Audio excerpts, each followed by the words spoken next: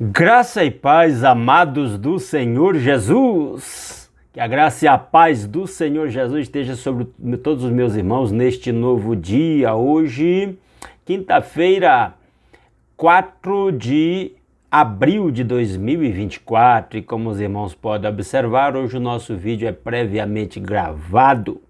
E aí eu já vou pedindo para que cada um dos meus irmãos que adentrarem aí já deixem um like nesse vídeo aí para nós turbinarmos esse vídeo aí nas plataformas da internet, né? Muito bem, vamos ler Mateus capítulo 4, que nos diz assim a palavra de Deus. Então Jesus foi levado pelo Espírito ao deserto para ser tentado pelo diabo. Depois de jejuar 40 dias e 40 noites, teve fome. O tentador aproximou-se dele e disse: Se és o Filho de Deus, manda que estas pedras se transformem em pães. Jesus respondeu: Está escrito, nem só de pão viverá o homem, mas de toda a palavra que procede da boca de Deus. Então o diabo levou a cidade santa, colocou-o na parte mais alta do templo e lhe disse: Se és o Filho de Deus, joga-te daqui para baixo, pois está escrito: Ele dará ordens a seus anjos a seu respeito, e com as mãos eles o segurarão para que você não tropece em alguma pedra. Jesus lhe respondeu: Também está escrito, não ponha à prova o Senhor, o seu Deus. Depois o diabo levou a um monte muito alto e mostrou-lhe todos os reinos do mundo e o seu esplendor. E disse-lhe: Tudo isto te darei se te prostrares e me adorares. Jesus lhe disse: Retire-se, Satanás, pois está escrito: Adore o Senhor, o seu Deus, e só a ele preste culto. Então o diabo deixou e anjos vieram e o serviram. Quando Jesus ouviu que João tinha sido preso, voltou para a Galiléia. Saindo de Nazaré, foi viver em Cafarnaum, que ficava junto ao mar, na região de Zebulon e Naftali, para cumprir o que fora dito pelo profeta Isaías: terra de Zebulon e terra de Naftali, caminho do mar, além do Jordão, Galiléia dos gentios. O povo que vivia nas trevas viu uma grande luz. Sobre os que viviam na terra da sombra da morte, raiou uma luz. Daí em diante Jesus começou a pregar: Arrependam-se, pois o reino dos céus está próximo. Andando à beira do mar da Galiléia, Jesus viu dois irmãos, Simão chamado Pedro e seu irmão André. Eles estavam lançando redes ao mar, pois eram pescadores, e disse Jesus: Sigam-me, e eu os farei pescadores de homens. No mesmo instante, eles deixaram as suas redes e o seguiram. Indo adiante, viu outros dois irmãos, Tiago, filho de Zebedeu, e João, seu irmão. Eles estavam num barco com seu pai Zebedeu, preparando as suas redes. Jesus os chamou, e eles, deixando imediatamente seu pai e o barco, seguiram. Jesus foi por toda a Galiléia, ensinando nas sinagogas deles, pregando as boas novas do reino e curando todas as enfermidades e doenças entre o povo. Notícias sobre ele se espalharam por toda a Síria, e o povo lhe trouxe todos os que sofriam de vários males e tormentos, endemoninhados, loucos e paralíticos, e ele os curou. Grandes multidões o seguiam, vindas da Galiléia, Decápolis, Jerusalém, Judeia e da região do outro lado do Jordão. Que Deus aplique a sua palavra aos nossos corações. Vamos a algumas considerações sobre esse texto. Vamos voltar para o primeiro versículo. Mateus capítulo 4, verso 1. Então Jesus foi levado pelo Espírito ao deserto para ser tentado pelo diabo. O próprio Espírito Santo levou Jesus ao deserto para ser tentado pelo diabo. E você e eu não queremos ser tentados? As tentações são instrumentos do diabo querendo nos derrubar, mas são instrumentos de Deus querendo nos edificar, nos fortalecer na fé. A diferença entre tentação e provação é só a perspectiva. Da perspectiva de Satanás é tentação, da perspectiva de Deus é apenas uma provação. E Jesus veio aqui para este mundo justamente para vencer o diabo. vencer aquele que tinha o poder da morte, o diabo. O apóstolo Paulo diz isso. E Jesus venceu o diabo resistindo às tentações de Satanás. O apóstolo Paulo chama Jesus de o segundo Adão. Adão foi tentado lá no jardim do Éden e na primeira tentação caiu. Comeu do fruto da árvore a qual Deus havia dito que não deveria comer, porque no dia que comesse morreria. Adão deu ouvidos a Satanás, duvidou de Deus, rebelou-se contra a ordem de Deus, não obedeceu a Deus, não se submeteu a Deus e ao ceder à tentação de Satanás, submeteu-se ao diabo. Agora Jesus veio, o segundo Adão veio, e ele enfrenta não apenas uma, mas muitas tentações, e ele fica fiel em todas elas. A vitória de Jesus contra os nossos inimigos. Quais? Nossa carne, o mundo, o pecado, o diabo e a morte. A vitória de Jesus foi não ceder à tentação, não pecar. Não blasfemar de Deus, não duvidar de Deus, não desobedecer a Deus. Jesus foi 100% submisso ao Pai. Esta foi a sua vitória. Versículo 2, depois de jejuar 40 dias e 40 noites, teve fome. E aqui tem uma característica bem humana do Senhor Jesus, fome. E tem um detalhe interessante, porque os estudiosos, os cientistas, têm dito que um ser humano pode viver em torno de 3 minutos sem oxigênio no cérebro, sem respirar, durante 3 minutos. Após 3 minutos sem respirar, um ser humano pode até ainda sobreviver, mas provavelmente vão ficar sequelas irreparáveis no seu cérebro se passar mais de 3 minutos sem respirar. Um ser humano pode passar 3 dias sem tomar água. Mas após 3 dias sem tomar água, pode haver um grau de desidratação que vai causar efeitos irreversíveis. Então, o máximo recomendável para um ser humano passar sem ingestão de água é 3 dias, no máximo. E alimento, estima-se em 40 dias que um ser humano possa passar sem alimento. E aí, depois de 40 dias, o organismo vai entrar em alguns órgãos podem entrar em colapso de forma irreversível se passar mais de 40 dias sem comer. E aí nós temos exemplos na Bíblia de pessoas que passaram 40 dias sem comer. Moisés, Elias e aqui o Senhor Jesus. 40 dias sem comer e agora ele teve fome. Versículo 3, o tentador aproximou-se dele e disse, se és o Filho de Deus, manda que estas pedras se transformem em pães. Uma das maiores tentações que Jesus enfrentou em toda a sua vida foi usar o seu poder em benefício próprio, como também isso é uma tentação para todos nós. Usar aquilo sobre o que temos poder para o benefício próprio.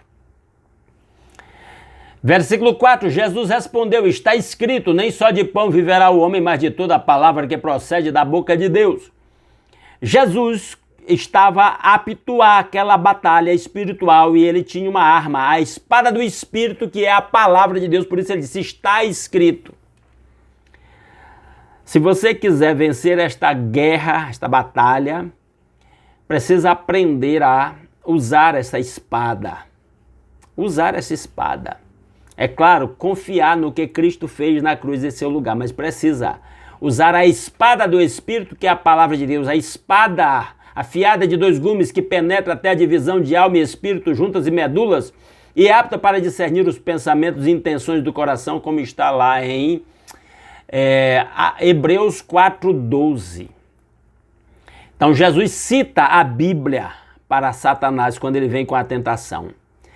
Você precisa estudar, treinar com a palavra, com essa espada, para quando o diabo vier com tentações, você lembre do que estudou, o conhecimento que você tem da Bíblia vai lhe dar os meios para você resistir às tentações do diabo. Eu lamento que muitos cristãos não levem o estudo da Bíblia a sério.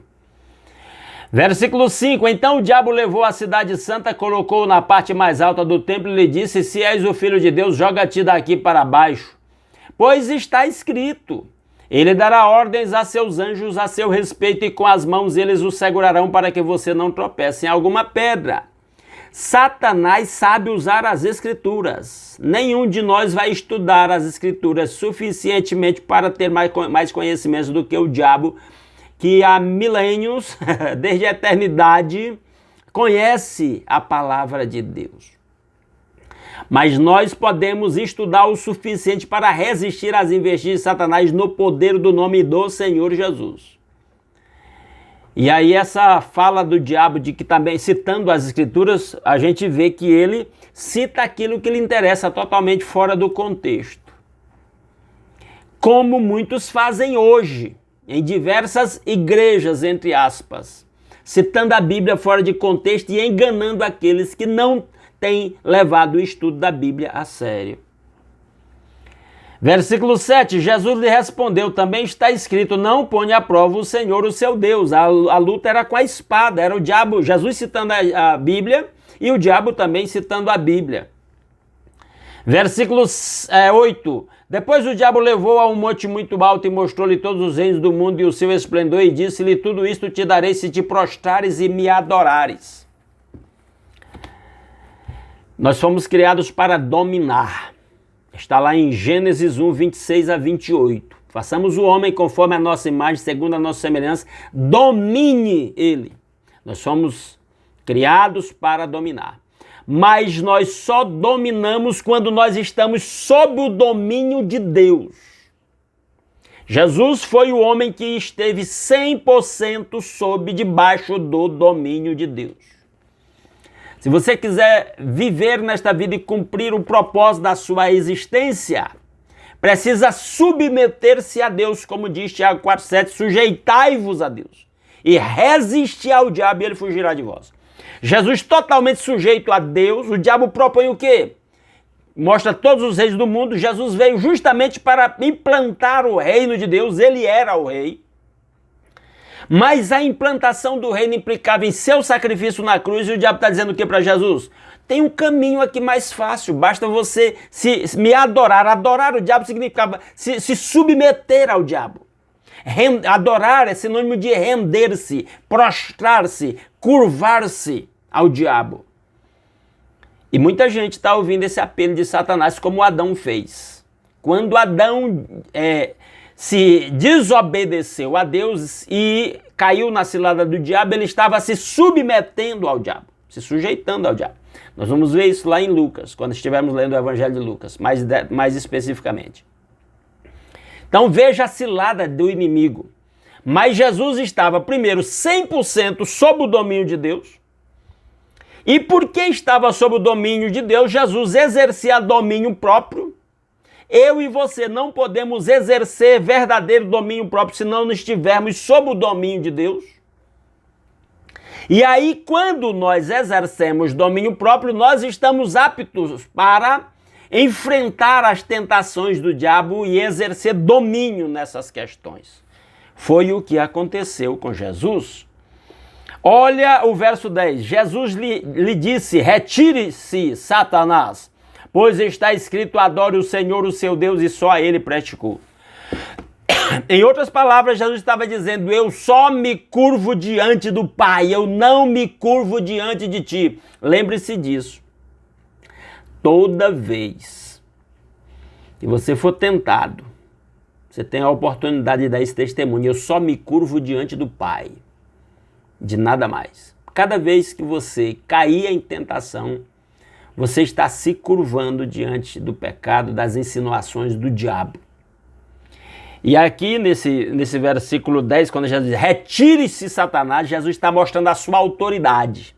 Por que Jesus tinha autoridade? Porque como homem ele estava 100% submisso ao Pai. Nós só temos autoridade quando nossa vida está 100% rendida ao Pai. Porque a autoridade não é nossa, a autoridade é do Pai.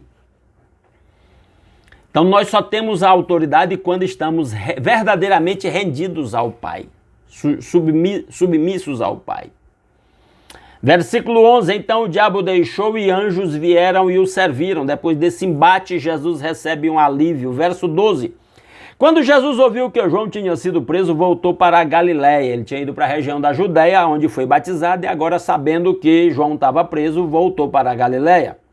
Saindo de Nazaré, foi viver em Cafarnaum, que ficava junto ao mar, na região de Zebulon e Naftali, para cumprir o que fora dito pelo profeta Isaías: terra de Zebulon e terra de Naftali, caminho do mar, além do Jordão, Galiléia dos gentios. O povo que vivia nas trevas viu uma grande luz, sobre os que viviam na terra da sombra da morte raiou uma luz. Jesus sai do centro religioso e político do poder temporal de Jerusalém e vai para a periferia, vai para a terra de Zebulon e Naftali, vai viver em Cafarnaum, povo discriminado, visto com preconceito, povo visto como povo ignorante. Foi justamente para esses que Jesus se manifestou aqui nesta situação. E o versículo 16 tem uma nota maravilhosa. O povo que vivia nas trevas viu uma grande luz, a luz de Deus em Cristo.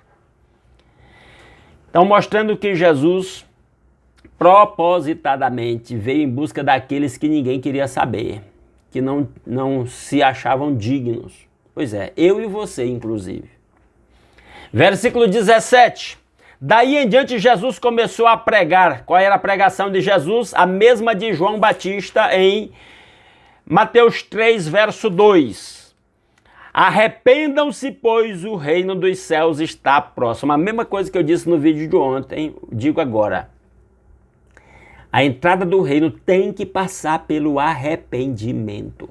Não adianta aderir a uma igreja porque gostou do ambiente, porque tem boas amizades lá, porque achou uma namorada ou um namorado lá, porque a música é bonita. Não.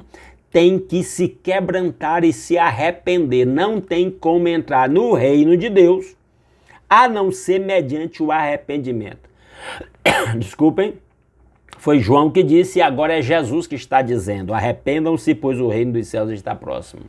Jesus veio estabelecer o reino para que Deus reine sobre as nossas vidas. O primeiro passo é o arrependimento, é o cair em si, reconhecer os próprios pecados, reconhecer que não pode resolver o seu próprio problema do pecado, reconhecer que só Cristo, que não pecou e deu a sua vida em nosso lugar, pode resolver o assunto do pecado. Ele, na verdade, já o resolveu na cruz. E aí depositar a nossa confiança nele, mediante um arrependimento sincero e uma mudança de vida. Versículo 18. Andando à beira do mar da Galileia, Jesus viu dois irmãos, Simão, chamado Pedro, e seu irmão André.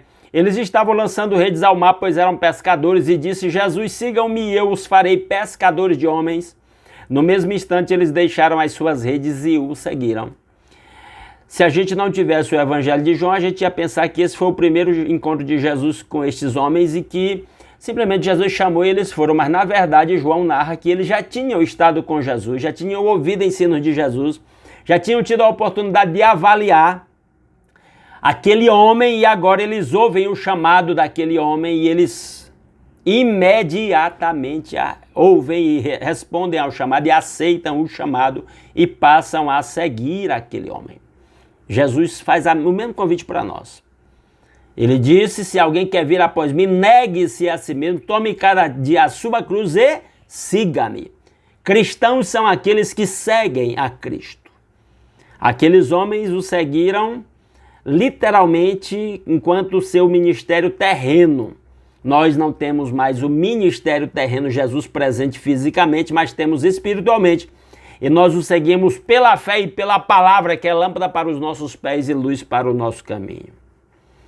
Versículo 21. Indo adiante, viu outros dois irmãos, Tiago, filho de Zebedeu, e João, seu irmão. Eles estavam num barco com seu pai Zebedeu, preparando as suas redes. Jesus os chamou, e eles, deixando imediatamente seu pai e o barco, o seguiram. Mais dois discípulos, apóstolos, seguem a Jesus, Tiago e João. Veja que esses quatro primeiros são pescadores. Pescadores não eram os mais ricos, os mais prósperos, nem os mais letrados. Eram homens, vamos dizer assim, rústicos, provavelmente analfabetos, longe da vida religiosa que fervilhava lá em Jerusalém, sendo que eles moravam lá para os lados de Cafarnaum. São estes que Jesus escolhe. Ele não escolhe os capacitados, ele capacita os escolhidos que ele escolhe. É um privilégio para mim, para você, sermos escolhidos do Senhor Jesus. E o escolhido que eu estou falando aqui não é só escolhido para ser pastor, missionário, não. É escolhido para ser cristão, para seguir a Cristo.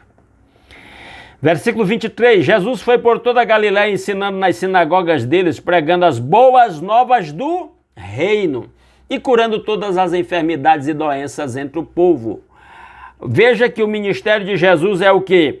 Ensinar, pregar as boas novas do reino, a boa notícia, o reino chegou, e curando as enfermidades e doenças entre o povo. O poder de Jesus para curar. Ele autenticava a sua pregação e seu ensino com os milagres.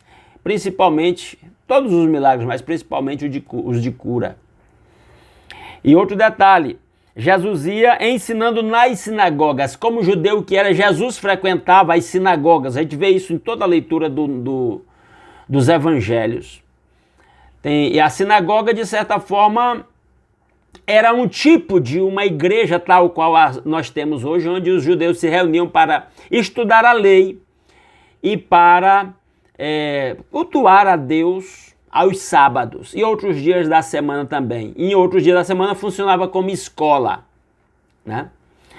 E Jesus participava como judeu que era. Tem gente que diz, Jesus não fundou uma religião. Não fundou, verdade, não fundou uma religião, mas ele participou da vida religiosa do seu povo.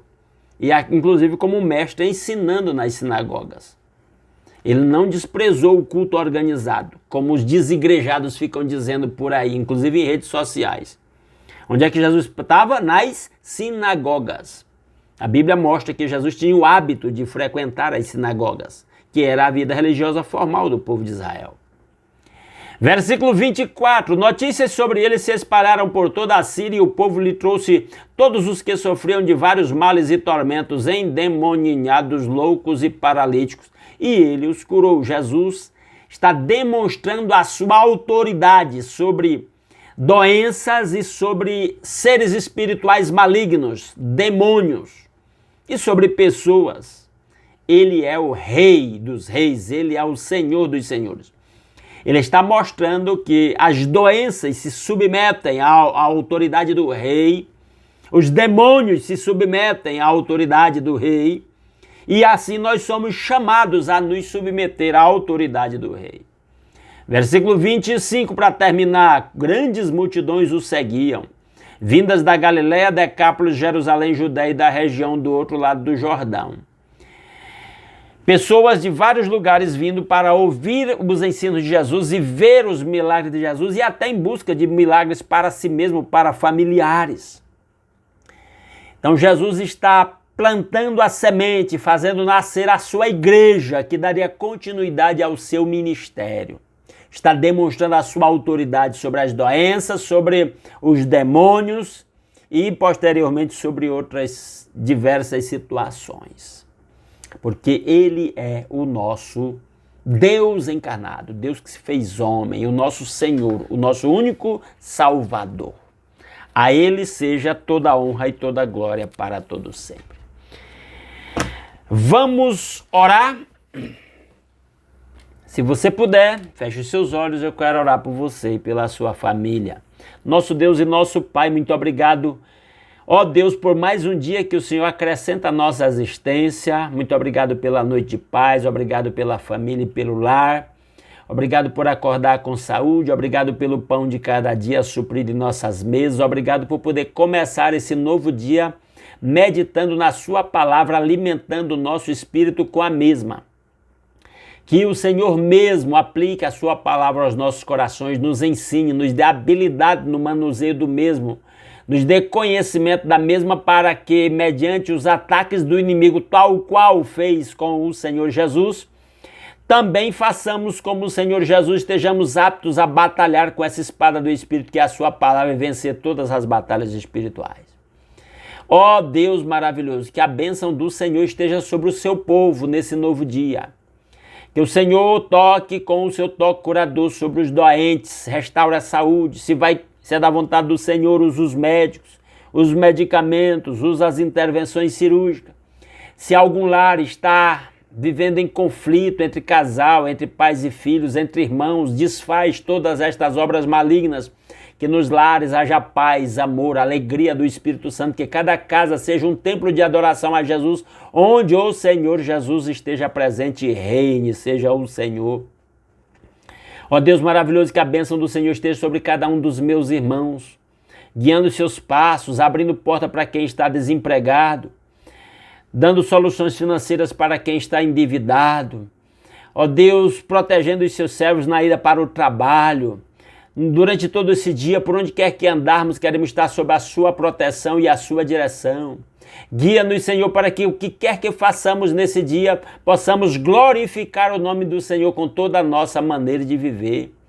Que o Senhor esteja trazendo soluções para todas as preocupações que porventura esteja no coração de algum dos meus irmãos.